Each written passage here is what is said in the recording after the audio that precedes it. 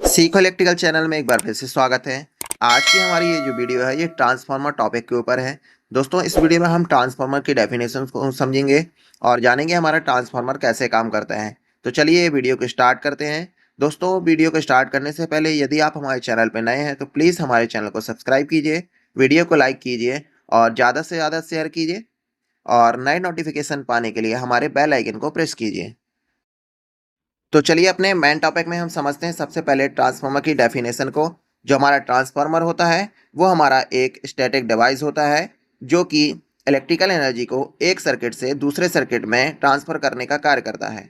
जो हमारा ट्रांसफार्मर होता है ये वोल्टेज और करंट को स्टेप अप और स्टेप डाउन करता है। यहाँ पे हम ध्यान देंगे जो हमारा ट्रांसफार्मर होता है ये कभी भी फ्रिक्वेंसी को चेंज नहीं करता, ये हमारे खाली वोल्टेज और करंट को स्टेप अप और स्टेप डाउन करता है। इसके बाद हम देखते हैं अपने ट्रांसफार्मर वाइंडिंग को।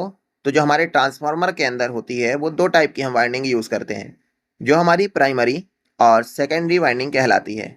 जो हमारी प्राइमरी वाइंडिंग होती है इस पर हम क्या करते हैं, इनपुट सप्लाई देते हैं। इसके अलावा जो हमारी ट्रांसफार्मर की सेकेंडरी वाइंडिंग होती है इससे हम आउटपुट सप्लाई लेते हैं, यानी हमारी जो ट्रांसफार्मर की सेकेंडरी साइड होती है उससे हम लोड को कनेक्ट करते हैं और जो ट्रांसफार्मर की इनपुट साइड होती है इससे हम सप्लाई को कनेक्ट करते हैं। इसके बाद हम बात करते हैं ट्रांसफार्मर कोर की। जो हमारी ट्रांसफार्मर कोर होती है इस पे हम क्या करते हैं, प्राइमरी और सेकेंडरी वाइंडिंग को इस पे हम लपेट देते हैं, वो हमारी ट्रांसफार्मर कोर कहलाती है। ट्रांसफार्मर कोर जो होती है वो हमारी सिलिकॉन स्टील की बनी होती है, या हम कह सकते हैं जो हमारी ट्रांसफार्मर होती है वो CRGOS, जिसको हम cold rolled grain oriented silicon steel के नाम से जानते हैं। जो हमारी इसमें सिलिकॉन की जो मात्रा होती है वो 4 से 5% तक होती है।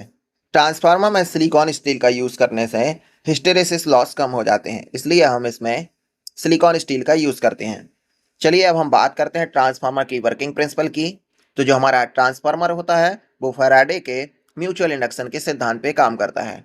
तो चलिए हम म्यूचुअल इंडक्शन को समझते हैं। म्यूचुअल इंडक्शन को समझने के लिए हम क्या करेंगे, एक कॉइल को हम AC सप्लाई देंगे। ध्यान देंगे जो हमारा म्यूचुअल इंडक्शन है वो AC सप्लाई पे ही काम करता है, यहाँ पे हम DC सप्लाई नहीं देंगे। अगर हम इसको DC सप्लाई देंगे तो ये हमारी जो कॉइल है वो जल जाएगी। जैसे ही हम इस कॉइल को AC सप्लाई से कनेक्ट करते हैं तो इस कॉइल के चारों तरफ हमारा चेंजिंग मैग्नेटिक फ्लक्स क्रिएट होता है। ये जो हमारी प्रक्रिया है ये लगातार चलती रहती है जब तक कि इसमें हमारी AC सप्लाई चलती रहेगी।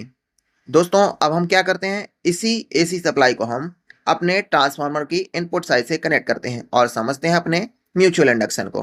तो जैसे ही हमने क्या किया, ट्रांसफार्मर की इनपुट साइड यानी प्राइमरी साइड से हमने AC सप्लाई को कनेक्ट किया, तो इस प्राइमरी साइड में जो कॉइल है इसके चारों ओर क्या होगा, वही मैग्नेटिक फ्लक्स हमारा क्रिएट होगा।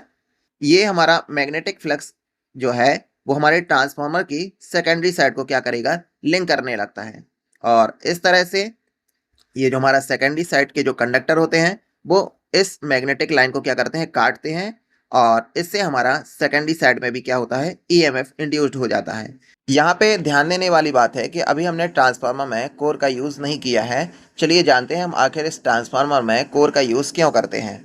दोस्तों जब हमने ट्रांसफार्मर को विदाउट कोर के यूज़ किया था तो इसके चारों तरफ जो मैग्नेटिक फील्ड क्रिएट हो रहा था वो हमारे सर्किट की ओर फ्लो ना करके ये बाहर की ओर फ्लो करने लगता है। तो इस कंडीशन में हमारे लॉसेस वगैरह बढ़ जाते हैं। इन्हीं लॉसेस को कम करने के लिए हम क्या करते हैं, ट्रांसफार्मर को कोर के साथ हम यूज़ करते हैं। इसमें जो हमारी ट्रांसफार्मर कोर होती है ये मैग्नेटिक सर्किट को पूरा कराने का कार्य करती है, यानी एक ये बंद परिपथ की तरह भी यहाँ पे कार्य करने लगती है। दोस्तों ये जो हमारी ट्रांसफार्मर कोर है इसके द्वारा हमारे जो ट्रांसफार्मर को है वो मैग्नेटिक फ्लक्स जो है वो बराबर मिलने लगता है। इससे हमारे ट्रांसफार्मर की सेकेंडरी साइड यानी आउटपुट साइड में हमारा बराबर EMF इंड्यूस्ड होने लगता है और लॉसेस वगैरह हमारे क्या होते हैं, वो कम हो जाते हैं। इसलिए हम ट्रांसफार्मर कोर का यूज़ करते हैं।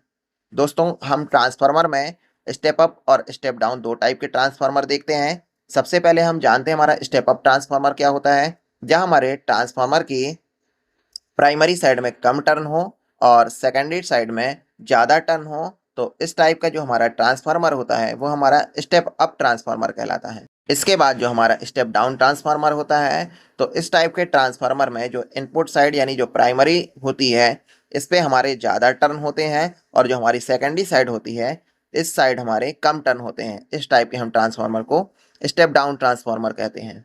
दोस्तों उम्मीद है कि आपको ये जो हमने टॉपिक बताए हैं, ट्रांसफार्मर की जो वर्किंग प्रिंसिपल और ट्रांसफार्मर कैसे कार्य करता है, ये आपको समझ में आया होगा।